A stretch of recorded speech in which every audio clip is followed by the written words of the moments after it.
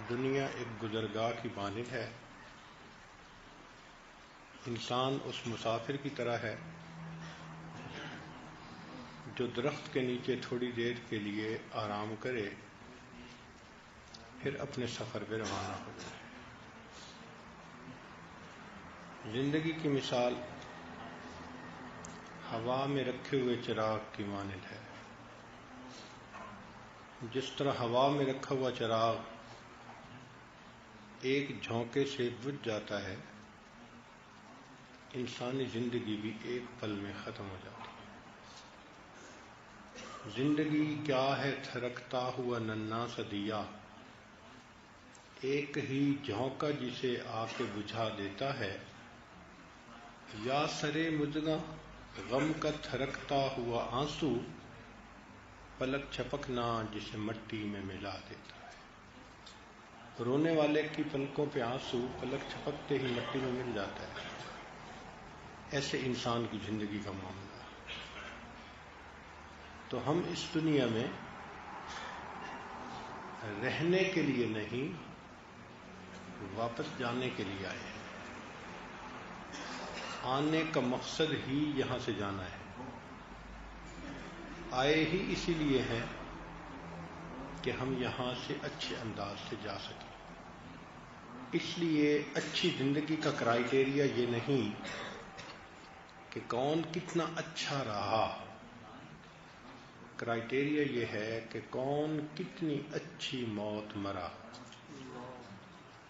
یہ ہے کرائیٹیریا. جس کو جتنی اچھی موت آ گئی وہ اتنا خوش نصیب ہے. زندگی میں تو خوشیاں بھی غم سب کے لیے ہوتے ہیں. چند نوجوان صحابہ نبی اسلام کی خدمت میں حاضر ہوئے. کوشچن پوچھا، اے اللہ کے نبی صلی اللہ علیہ وسلم، من اکیس الناس وحزم الناس، انسانوں میں سب سے زیادہ عقل مند اور سمجھدار کون ہے؟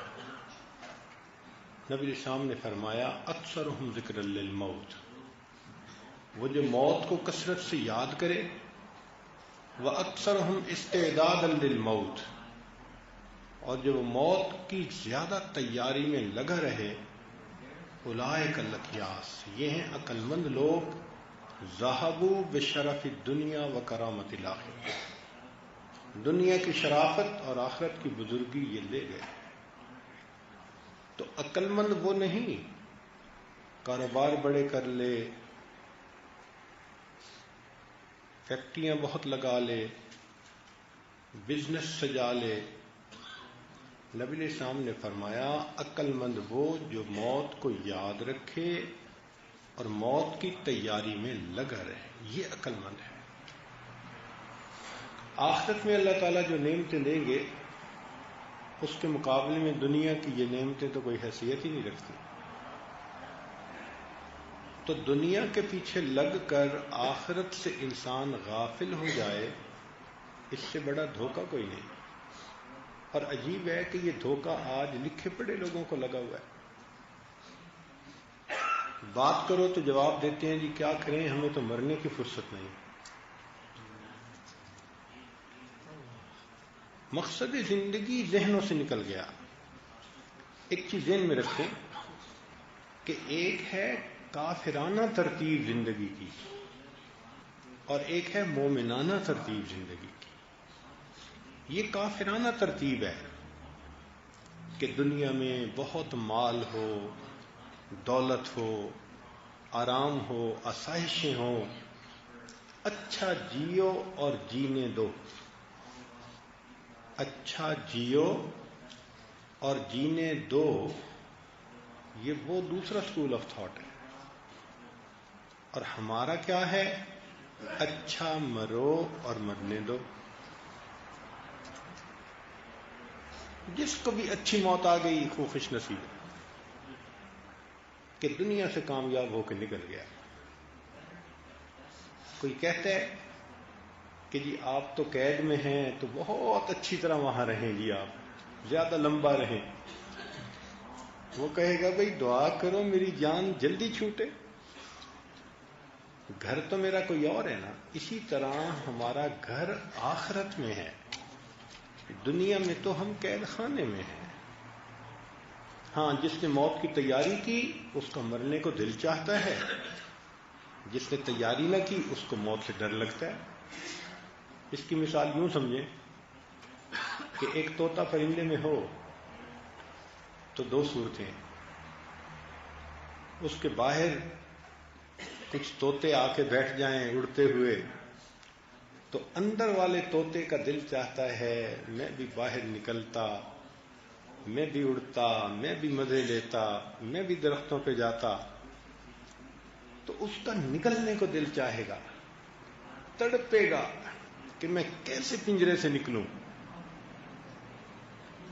اور وہی طوطا اگر باہر بلیاں آ جائیں دو تو اب وہ نکلنے کے لیے نہیں تڑپے گا، اب وہ دبک کے بیٹھ جائے گا اور کہے گا کہ مجھے کوئی یہاں سے مت نکالے. یہی مثال انسان کی ہے. جس نے آخرت کی تیاری کی ہوتی ہے وہ تڑپ رہا ہوتا ہے کہ میری کب موت آئے اور میں اپنے پروردگار کے پاس پہنچوں، اس لیے کہ اس کے لیے وہاں جنتیں ہوتی ہیں. اور جس نے گناہ کیے ہوتے ہیں اس کو پھر اپنا انجام نظر آ رہا ہوتا ہے، پھر موت کے تذکرے سے ڈر لگتا ہے. کہتے ہیں جی کہ آپ کو کوئی اور عنوان نہیں آتا؟ ہو سکتا ہے کہ آج موت کے متعلق یہ آیت سن کر ہمارے بعض دوست بھی حیران ہو کہ جی موت کا تذکرہ کہاں سے آ گیا. حالانکہ یہ حقیقت ہے کہ ہم میں سے ہر بندے کو جانا ہے. کسی نے کہا تھا گرو کو کہ وہ مرتے مرتے بچا ہے، مرتے مرتے بچا ہے. اس نے کہا بچتے بچتے مرے گا. یہ نہ کہو کہ وہ مرتے مرتے بچا ہے، نہیں، وہ بچتے بچتے مرے گا. آخر مرنا ہے. پوری دنیا میں آپ کو موت کا منکر کوئی نظر نہیں آ سکتا. بڑے سے بڑا دہریہ ہوگا وہ بھی مانے گا کہ موت آنی ہے. تو اگر اس مسئلے پہ سب متفق ہیں تو ایک کوشچن جو آج ہمیں اپنے آپ سے پوچھنا ہے، کیا ہم موت کے لیے تیار ہیں؟ ہم اپنے دلوں سے یہ کوشچن پوچھیں، کیا ہم موت کے لیے تیار ہیں؟ اگر اس کا جواب نو میں ہے اس کا مطلب کہ ہم نے تیاری نہیں کی، اور اگر یس میں ہے تو اس کا مطلب کہ ہم نے اچھی زندگی گزاری.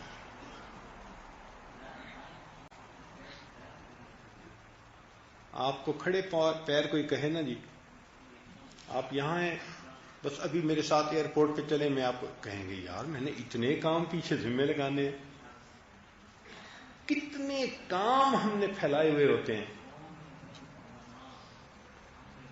ان کے بارے میں بتانا، سمجھانا، ذمے لگانا. تو موت کا فرشتہ آ کے کوئی وقت تو نہیں نہ دے گا. وہ تو جہاں انسان ہوگا جس حال میں ہوگا بس اس کی روح نکالے گا. چنانچہ شیخ عبدالقادر جیلانی رحمۃ اللہ علیہ نے اپنی کتاب میں ایک حدیث مبارکہ نقل کی ہے کہ نبی علیہ الصلوۃ والسلام نے ارشاد فرمایا اللہ تعالیٰ جس کے لیے خیر کا دروازہ کھول دے اس کو چاہیے کہ اس کو غنیمت سمجھے. وہ نہیں جانتا کہ یہ دروازہ کب بند کر دیا جائے گا. اللہ تعالیٰ جس بندے کے لیے خیر کا دروازہ کھول دے تو وہ اس کو غنیمت سمجھے. وہ نہیں جانتا کہ یہ دروازہ کب بند کر دیا جائے گا. مثال کے طور پہ کسی کے والدین زندہ ہیں، وہ نہیں جانتا یہ کب جدا ہو جائیں گے. کسی کے لیے اللہ نے صحت کا دروازہ کھولا ہوا ہے، وہ نہیں جانتا کب بیماریاں شروع ہو جائیں گی. کسی کے لیے رزق کا دروازہ کھلا ہوا ہے، وہ نہیں جانتا کہ کب تنگی کا دور شروع ہو جائے گا. کسی کے لیے اللہ نے سکون کا دروازہ کھولا ہوا ہے، وہ نہیں جانتا کہ کب پریشانیوں کا دروازہ کھلا ہوگا. اور ہم سب کے لیے اللہ نے زندگی کا دروازہ کھولا ہوا ہے. ہم نہیں جانتے کہ یہ دروازہ کب بند کر دیا جائے. تو جس کے لیے خیر کا دروازہ کھلا ہوا ہو وہ اس کو غنیمت سمجھے، اس کا فائدہ اٹھائے. موت کی تیاری یہ اکثر سنتے رہتے ہیں الفاظ. موت کی تیاری ہے کیا؟ کوئی ورزش کرنا ہے، کوئی ایکسرسائز کرنا، ویٹ لفٹنگ کرنا، جاگنگ کرنا؟ نہیں. موت کی تیاری کا اصل معنی ہے کہ انسان جو گناہ کرتا ہے اس سے توبہ کر لے، اور جو معاملات ہیں ان کو اپنی زندگی میں سمیٹ لے. معاملات کو اپنی زندگی میں سمیٹ لے. لین دین کے جتنے مسئلے ہیں سب کو کلیئر کر لے. گناہوں کو چن چن کے چھوڑے، حتیٰ کہ دل کہے کہ میں ارادے سے گناہ نہیں کرتا. ایسا وقت آ جائے دل گواہی دے کہ میں اللہ کی نافرمانی جان بوجھ کے نہیں کرتا. جب انسان گناہوں سے توبہ کر لے، زندگی نیکی پر آ جائے، اور معاملات مالیات کے جتنے مسئلے ہیں ان کو سارٹ آؤٹ کر لے، جن کے حقوق ہیں ان سے بخشوا لے، اب یہ بندہ اپنی موت کے لیے تیار ہے. اس کو کہیں گے کہ اس بندے نے اپنی موت کی تیاری کر لی. آج تو کنسپٹ ہی بدل گیا ہے. اور یہ ذہن میں رکھنا کہ جب آدمی مرتا ہے نا تو رونے والے مرنے والے کے لیے نہیں روتے، اپنے لیے روتے ہیں. ایک عابد کی موت آئی، اس نے بیوی سے پوچھا کیوں رو رہی ہو؟ اس نے کہا میرا خامد مجھ سے جدا ہو جائے گا. بیٹے سے پوچھا کیوں روتے ہو؟ جی ہمارے ابو چلے جائیں گے. ماں سے پوچھا، اس نے کہا کہ میرا بچہ چلا جائے گا. اس نے کہا تم سب اپنے لیے رو رہے ہو، میرے لیے تو کوئی نہیں رو رہا. مرنے والے کے لیے کوئی نہیں روتا، اپنے لیے رو رہے ہوتے ہیں سب. نبی علیہ الصلوۃ والسلام نے ارشاد فرمایا آدمی کے 3 بھائی ہیں. ایک بھائی کہتا ہے کہ دیکھو میرا اور تیرا واسطہ زندگی تک ہے، تیری آنکھ بند ہوئی میں دوسرے کی گود میں. دوسرا بھائی کہتا ہے نہیں نہیں، میں تمہارا زیادہ پکا بھائی ہوں، اگر تم فوت ہو گئے تو میں تمہیں نہلاؤں گا، کفناؤں گا، قبر میں دفن کر کے پھر واپس آؤں گا. آگے پھر آپ جانیں، آپ کے اعمال جانیں. اور تیسرا بھائی کہتا ہے کہ نہیں، میں بہت وفادار ہوں، میرا تیرا ساتھ اس دنیا میں بھی ہے، قبر میں بھی ہے، اور آخرت میں بھی ہوگا. جب تک تو جنت میں داخل نہیں ہوتا میں تیرے ساتھ ہوں گا. نبی اسلام نے فرمایا کون ہے اچھا بھائی؟ صحابہ نے کہا جو تیسرا ہے وہ سب سے اچھا بھائی. تو ارشاد فرمایا کہ پہلا بھائی جو کہتے ہیں کہ آنکھ بند کرتے میں دوسرے کے پاس، وہ تمہارا مال ہے. آنکھ بند کرتے ہی مال تو اپنا نہیں نہ رہتا، اب دوسروں کے اختیار میں. اب اللہ جانے وہ کیسے تقسیم کرتے ہیں، وہ کیسے ایک دوسرے سے جھگڑے کرتے ہیں، شرعی طور پہ، غیر شرعی طور پہ. عام طور پہ تو دیکھا ہے کہ جس بندے نے وصیت نہ کی ہو تو پیچھے والوں کے زندگی جھگڑے میں گزر جاتی، کچھ ظالم بن جاتے ہیں، کچھ مظلوم ہو جاتے ہیں. اور یہ گناہ بھی اسی بندے کے سر پہ کہ تو نے اپنے معاملے کو کلیئر کیوں نہیں کیا تھا. پیسہ بھی ان کے ہاتھ میں آیا اور ان کی ناانصافیوں کا گناہ بھی اس کے سر پہ آیا. تو نے ان کو روڈ میپ دیا تھا، تو نے ان کو گائیڈنس دی تھی، کہ تیرے بعد ان کو کیا کرنا ہے. چونکہ تو نے مسئلے کو سارٹ آؤٹ نہیں کیا تھا، تم نے پرابلم کریٹ کیا. مزے وہ اڑائیں گے اور عذاب یہ بھگتے گا. تو یہ پہلا بھائی ہے مال. اور دوسرا بھائی وہ اس کا حقیقی رشتہ دار بھائی ہے. انسان فوت ہو جاتا ہے تو وہ نہلا دیتا ہے، کفنا دیتا ہے اور آدمی کو قبرستان میں جا کے دفن کر دیتا ہے. دفن کرنے کے بعد پھر کہتا ہے لے او یار حوالے رکھ. بھئی تجھے اللہ کے حوالے کیا. وہ اللہ کے بندے، جب اللہ کے حوالے ہونا ہی ہے تو جیتے جاگتے اپنے آپ کو اللہ کے حوالے کیوں نہیں کرتا؟ دو ہی طریقے ہیں نا. جیتے جاگتے اپنے آپ کو اللہ کے حوالے کر دے گا، اللہ کے دوستوں میں شمار ہوگا. ورنہ سارے لوگ کندھے پہ اٹھا کے لے جائیں گے اور اللہ کے حوالے کر کے آ جائیں گے.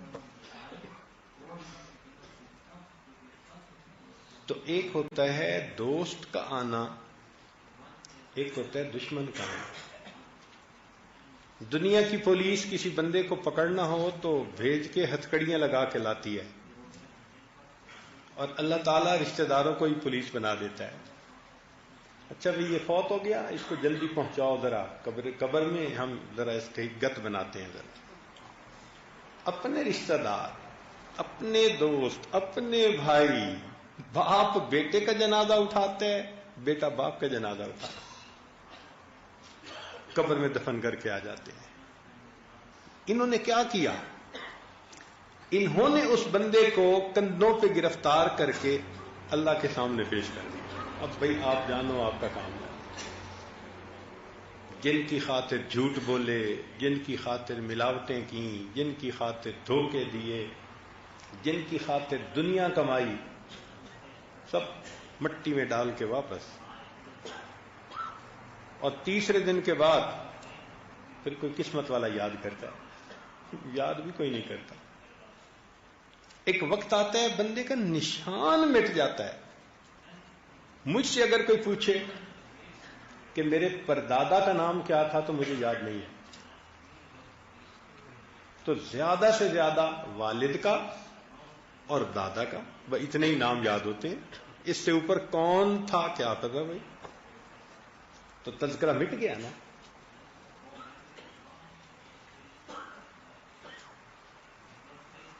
پانچ نمازیں انسان کی زندگی کی مثال ہے.